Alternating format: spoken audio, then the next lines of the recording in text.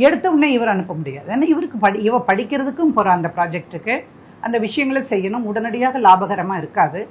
But அந்த course அவள் complete பண்ணிட்டா நிச்சயமாக அது லாபகரமாக இருக்கும். அப்போ அவங்ககிட்ட அவள் சொல்கிறா, பாருங்கள் இப்போ போயிட்டு வந்தால் பொருளாதார ரீதியாக நம்ம ரொம்ப நல்லா இருப்போம், நமக்கு நல்ல வசதியை வந்துடும், அதனால் நீங்கள் என்னை அனுப்பிட்டாங்க அப்படின்னு. அப்போ அவருக்கு ஒரே சந்தோஷம். தம் பொண்டாட்டி யூஎஸ் போகிறா. முக்கியமான காரணம் என்ன சொல்லுங்கள், நீங்கள் சொல்லுங்கள் சார். சம்பாதிப்பாங்க, காசு பூரா தனக்கு தான் அனுப்புவாங்க அப்படின்னு நினச்சி அவர் ரொம்ப சந்தோஷப்படுறாரு. அப்புறம் மறக்காமல் உன்னுடைய நீ உடம்பு நல்லா பார்த்துக்கோ, நீ என்ன வேணுமோ செஞ்சுட்டு மற்றதையெல்லாம் திருப்பி நீ இங்கேயே அனுப்பிடு, வெளிநாட்டு பேங்க்குகள்ல எல்லாம் போட்டீங்கன்னா அது கிடைக்கும்னு உத்தரவாதம் கிடையாது. போகிறதே ஒரு ஸ்டைபண்ட் கிடைக்கிற ஒர்க் மட்டும்தான் அது, புரியுதா? பெருசாக ஒன்றும் வந்துடாது கோர்ஸ் முடிகிற வரைக்கும். இருந்தாலும் ஆமாம்மான்னு சொல்லிவிட்டு எங்கள் குழந்தைய அம்மா கிட்ட ஒப்படைச்சிட்டு நான் போகிறேன் அப்படின்னு அதையும் சொல்லிட்டு போகிறேன். இப்போது குழந்தை தொல்லை கிடையாது, இவளுக்கு சோறு போட வேண்டாம், அம்மாவும் மகனும் மட்டுமே இருந்துக்கலாம், எக்ஸ்ட்ராவாக வருமானம் வரப்போகுது.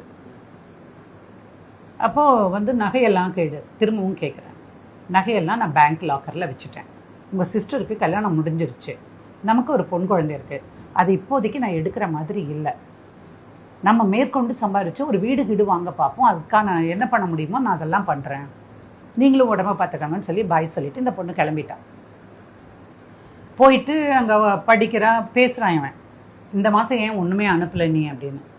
ஸ்டைபண்ட் வர்றதில் பொதுவாகவே இந்தியர்கள் எப்படின்னா அந்த நாட்டில் இருக்கிற கூடிய அளவுக்கு செலவழிக்கிற ஆட்கள் கிடையாது. நம்ம எல்லாருமே நமக்கு ஒரு 20,000 வருதுன்னு வச்சுக்கோங்களேன், ஒரு 10,000 செலவு செஞ்சாலே அவங்களுக்கு தேவையான செலவுகளுக்கு அதுவே போதுமானதாக இருக்குது. அதனால் அவளுக்கு கிடைக்கிறதுலேருந்து மாதம் ஒரு 4ல் 1 பங்கு அப்படிங்கிற மாதிரி இவனுக்கு அனுப்பி வைக்கிறான். இவனுக்கு ஒரே சந்தோஷமாயிடுது. இவன் எங்கேயாவது வேலைக்கு போகணுமா இல்லையா? வேலைக்கு போயிட்டு இருந்த வேலையை இப்போ விட்டுறான்.